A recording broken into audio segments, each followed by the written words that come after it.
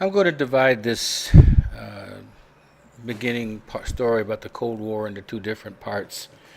This one will be 1945 to 1950, and the second part will be 1950 to 1960.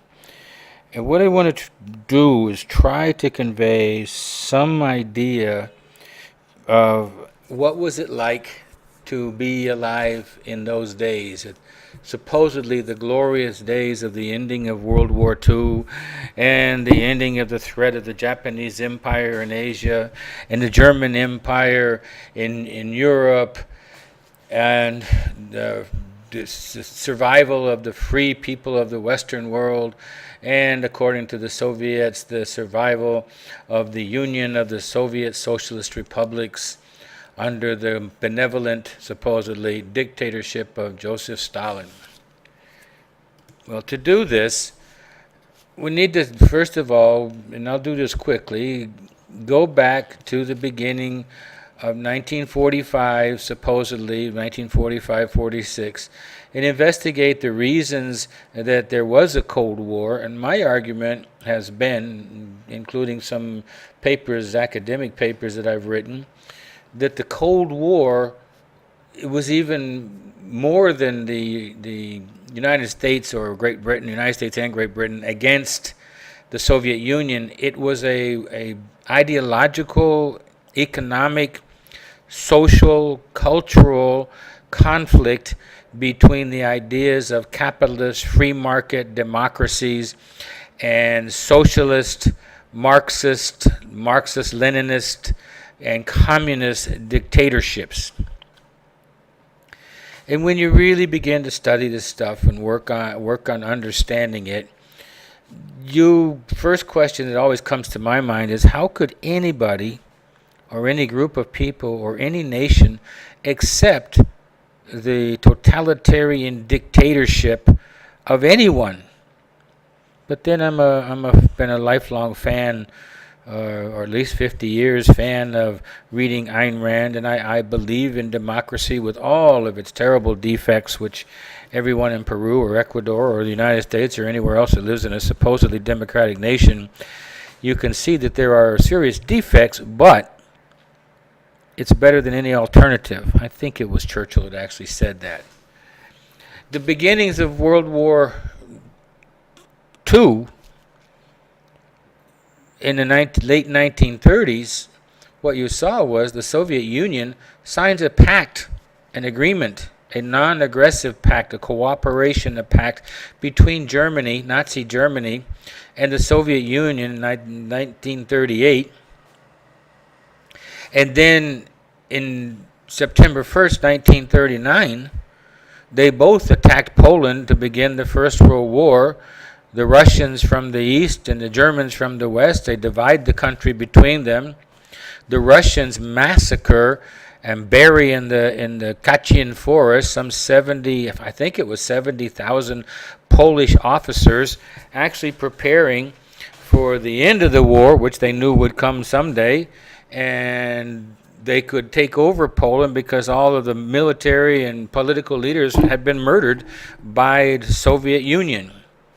The Germans found these bodies a year later and tried to tell the world, look what the Russians were doing. But at that time, nobody was going to believe the Germans were the good guys and the Russians were really the bad guys, although some people had their suspicions. But at any rate, the war ends in 1945. The Russians did bear the brunt of defeating Nazi Germany.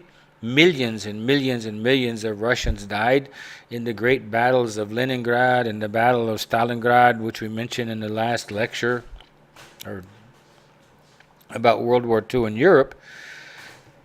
Here's the United States that had been supplying millions, hundreds and hundreds of millions of dollars in equipment and trucks and planes, and taking them across into the Baltic, and also up through Iran, to supply the Russians, because Russia was just totally destroyed in the Second World War. And after the war, these two allies didn't trust each other. Stalin was a master politician. The Americans, I think, and the British too, but less, or Winston Churchill less, were very naive about Stalin and his motives. Stalin, of all the things I've ever read, was a paranoid schizophrenic, certainly afraid of anybody, or I can't say no, fearful of. He wasn't afraid. Fearful that somebody out there was going to try to get him, and they would have if they weren't more afraid of him than he was of them. And this Russia now controlled half of Germany, half of Austria, Poland, Czechoslovakia, Romania, Hungary. I'm just going through a map in my mind. Belarus, Ukraine, Latvia, Estonia, Lithuania. The Western countries thought that they controlled Yugoslavia, but they didn't. That was controlled by Marshal Tito. At the heart of the tension was a difference in ideas about how in Russia being a totalitarian dictatorship, you need to get to the bottom of what totalitarianism is, and it's a leader who will literally do anything to stay in power, and he will tell the people anything to stay in power. I mentioned America is a democracy that has a capitalist system. In the Soviet Union, the citizens had no rights. I remember going to Moscow in the late 1970s, and there are massive buildings covered with pictures of Marx. That picture right there on the red banner, not Stalin, but Marx, Engels, and Lenin. And I went to Lenin's tomb, and he was still in it. At least it looked like a wax mummy to me, but supposedly still there, and everything painted red, and slogans of the great Soviet egalitarian world, which years later, I had the great fortune, still have the great fortune, to have several Russian friends, older now, in their 70s, and they've told me stories about living in the Soviet Union. I don't care what anybody says. I'll stick with the worst democracy you can imagine, but that's slavery. Socialism, there's a great book written by a guy named Hayek, Friedrich von Hayek. Socialism and communism are the road to slavery. The suspicions developed between, because they didn't trust Stalin, because who would make a deal with Hitler? The suspicions were there because the United States had an atomic bomb and he didn't have one. The suspicions were there because the Soviet Union controlled all those countries that I mentioned quickly, and Stalin had no intention of pulling back. He had the largest manned army in the world. He didn't have the Navy, but he had a huge army, and they were going to occupy Germany. They wanted to destroy Germany to avoid any future invasions. It had enough of the Germans. In 1945, the United Nations was created after the failure of the League of Nations. The people in democratic countries said that we do need to have some way to avoid. This was a second world war within 25 years, before even the 20th century was even half done. Hundreds of millions and millions of people had died. You've got to do something about it. We don't have to get into the history of the United Nations. Stalin, like I said, there was a speech made in 1946 or 7, maybe 47, and you can see the red wall from Churchill made the speech in Missouri, in Fulton, Missouri, and it's called the Iron Curtain speech from Stettin in the Baltic. Well, the top of that line should be moved a little bit to the right. Well, yeah, from Stettin in the Baltic to in the Adriatic, there's an iron curtain had fallen over Europe. Behind that thing in the upper left-hand corner of this slide, the Soviet Union, 20 million dead. I think it was more like 50 or even 60 million dead. And as a result, they justified that they could claim Eastern Europe because they wanted to fight or prevent any future aggression. Stalin set up satellite communist governments. He said he would give all the countries an opportunity to have free elections, but that was as fake as everything else that Stalin did. Stalin had no problems with making a promise. The word promise didn't mean anything if it didn't fit whatever he needed the next day. And Stalin sincerely believed that the communism and capitalism would never be able to exist together and work together, and that there was going to be another war, and he was going to be prepared for it. I always keep thinking about it. This is like 1946, and he only lives until 1953, so he didn't have much longer anyway. In this picture, you'll see on the right in the division of Germany, the American zone in the bottom. That's where I used to live when I was a little kid, and the Soviet, and you can see where Berlin is in the middle of the Soviet zone, or on the eastern side of the Soviet zone, the French zone and the British zone. The lines up there are to show you the Berlin airlift. I'll explain that in a second. The United States foreign policy, 1946, 1947, and actually for 3-4 decades, was predicated on the theories written by a man named George Kennan. In 1946, he was the most knowledgeable American diplomat in Russia. Had been there since the 1930s. Who spoke fluent Russian. I've read his several biographies and an autobiography, and books of his letters, and studied the history of the. He wrote a document. It's called the Long Telegram, and if you go on Google, you can find the whole thing. But what he basically said was this: trying to study or understand why the Russians acted the way they did, like paranoid about everything, and trying to block anybody from going into their country. And of course, no one was allowed to leave the country either. The walls were up. And he lays out a history of Russia, going back to Ivan the Terrible in the 1600s and even before 1500s, and how Russians had always been far behind the Western Europeans, far behind culturally, economically, in any kind of development, controlled by the autocratic czar system, the czar being another one of those where everyone is told that the czar is a god, a living god, like the Japanese emperor or the pharaohs of Egypt or the Inca or whatever. And these people were subjugated, were the slaves of an upper class people. I've been to some of the mansions, and particularly in Leningrad. It's a beautiful city in the summertime. In the winter, it's cold. And these upper class people lived in isolated parts, and everyone else were the slaves that served the upper class people. The Truman read this and said the policy of the United States, there's another document, it's called NSA 68.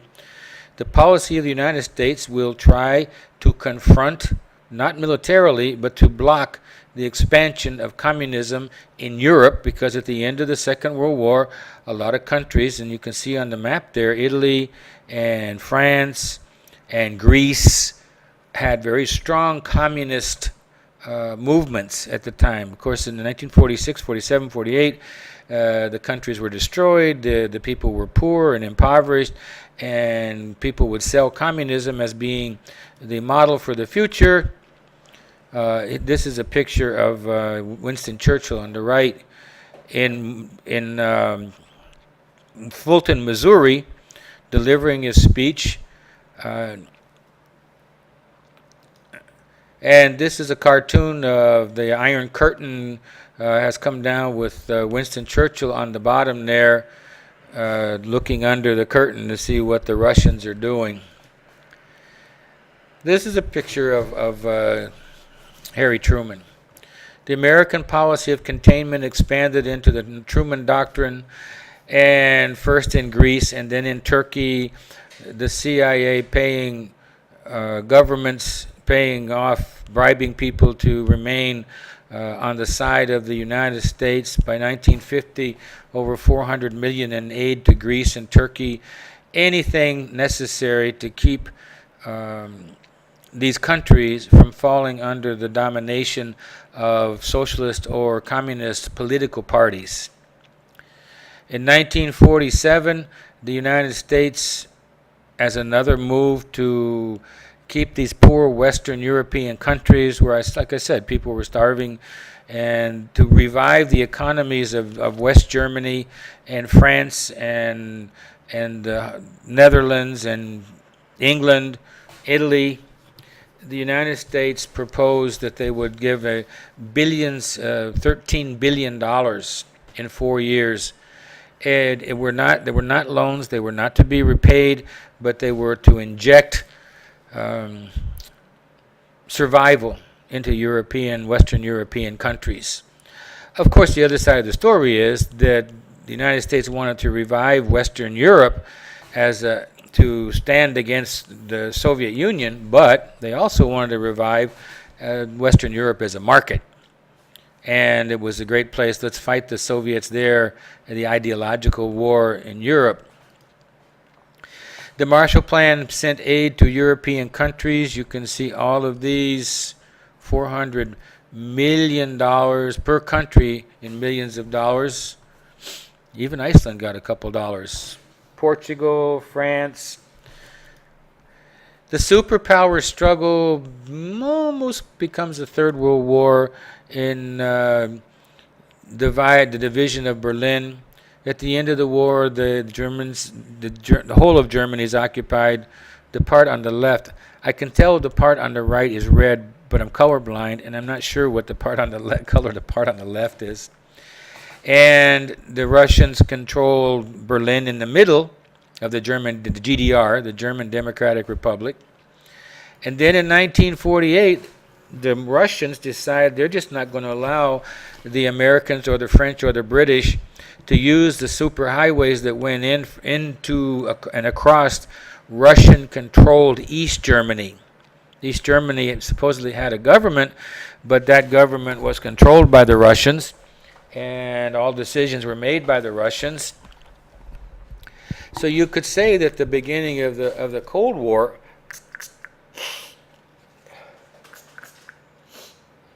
the beginnings of the Cold War were here because there are stories of American and British tanks being face to face right there along that division, that Soviet sector line to the west of where it says the Tempelhof Airport. And the Americans and the British, they were shut off. Well, all the people living in the French, the British, and the American sector had to be fed and had to have coal, and it was the winter.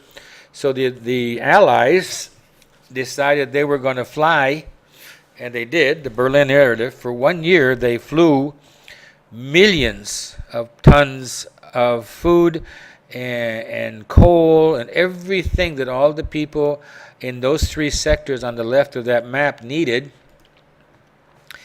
They didn't want to start a war, so 327 days, planes took off and landed every few minutes around the clock.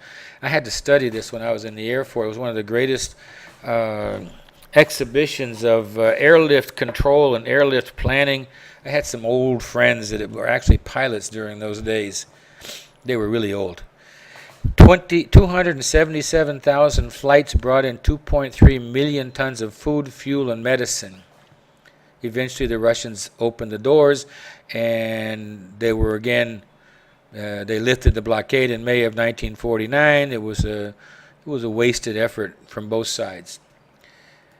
The United States, Great Britain, Canada formed the North Atlantic Treaty Organization in 1949, and then the Russians formed the Warsaw Pact to counter.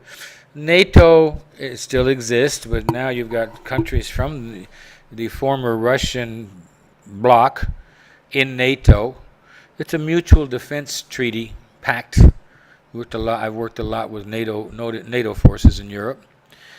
And then this little story is about the Cold War heats up, supposedly.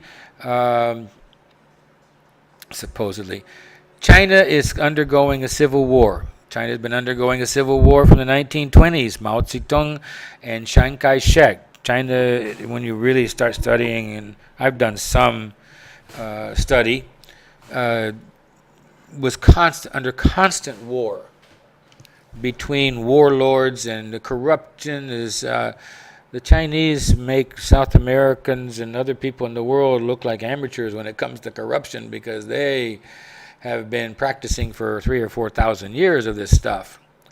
The United States, after the Second World War, was supporting Chiang Kai-shek, the nationalists.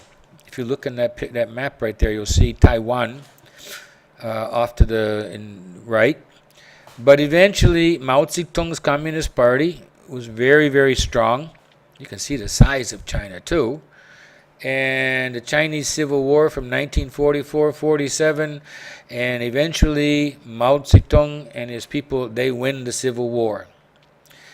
The nationalist Chinese have to flee to the island of Taiwan. China establishes a Communist People's Republic of China, the PRC, the Chinese People's Republic of China, and the United States, what they see, or what they tell everybody is, oh my God, there's another country falling to the Chinese, or excuse me, falling to the communists. The communists are in China, the communists are in Russia, the communists are trying to take over in Turkey and Greece and Italy, and the communists are in North Korea, and the communists are here. I love this picture. The American public was shocked. Who's responsible for losing China? Like somebody actually lost China. The American fear of communism and communist expansion was increasing, and you have a Cold War going on because the Russians were selling the same story to their people. Stunned American.